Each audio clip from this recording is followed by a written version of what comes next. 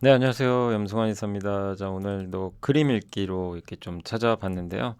오늘은 이제 1930년과 좀 달라요라는 이제 제목인데, 이 그림을 보시면 아시겠지만 이게 옛날에 이제 미국의 관세입니다. 아주 오래전에 그때 대공황 때죠. 1930년. 저 빨간색으로 제가 네모 박스 해드린 그때 주요 품목의 관세율이 무려 60%였어요. 근데 지금 트럼프 대통령이 20% 정도를 보편 관세로 매기려고 하죠. 저 점선으로 돼 있는 빨간색 선이죠.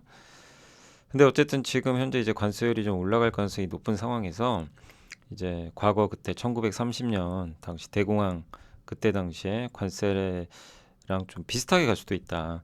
예, 이런 좀 의견들도 나오네. 물론 중국 관세율 막 60% 매긴다는 얘기도 있으니까.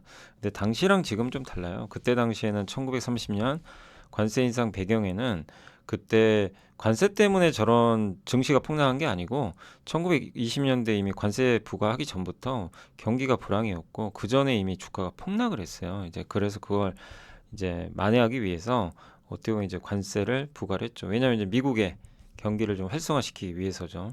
예. 수출도 좀 증가시키고 뭐 이런 어쨌든 정책이었죠. 미국을 좀 살리기 위해서 미국 우선주의. 어떻게 보면 지금 트럼프 정책과 비슷하죠. 관세 매기려는 이유 중에 하나가 그런 거니까. 근데 그때는 관세랑 재산세 합쳐서 세수 비중이 무려 30%가 됐어요. 그리고 관세를 부과함으로 인해서 부족했던 이제 세수들을 또 메꿔줄 수 있는 효과도 있다 보니까 효과가 분명히 그때는 좀 있었다라고 우리가 볼 수도 있는데, 근데 이제는 좀 다르다는 거죠. 이게 1970년에도 닉슨 대통령이 그때 닉슨 쇼크라고 있었는데 관세 실제 부과했거든요. 근데 당시에 수입품의 보편관세 10%예요. 뭐 어떻게 보면 지금과 좀 비슷할 수 있겠죠. 근데 달러 가치가 마이너스 18%나 고요. 이게 이제 아래쪽에 있는 게 달러 가치입니다. 저게 이제 닉슨 쇼크 이후로 달러가 팍팍 빠졌던 시점인데 지금 트럼프가 원하는 게 이런 거죠. 달러를 떨어뜨리고 싶은 거예요. 그래서 달러 가치가 당시에 18% 급락을 했던 그런 상황인데 그래서 오히려 이때랑 좀 비슷하지 않나 하는 좀 생각이 들고요. 그래서 지금은 1930년이 아니라 70년과 좀 유사하고 지금 현재 관세 플러스 재산세 세수 비중이 2.4%밖에 안 돼요. 합쳐봐요.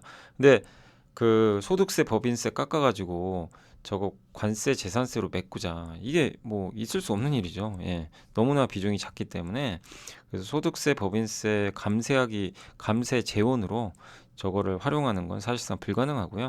결국엔 이런 걸 종합해 봤을 때 세수 부족을 메꾸는 수단이 아니라 하나의 협상의 도구가 아닌가. 그 시장도 지금 눈치를 채고 관세가 이렇게 뭐 부과될 거다 아무리 압박을 해도 지금 시장은 좀 별로 반응이 없는 거죠. 그래서 관세는 좀 협상의 도구일 가능성이 높다는 걸 좀 생각하시면 좋을 것 같습니다. 감사합니다.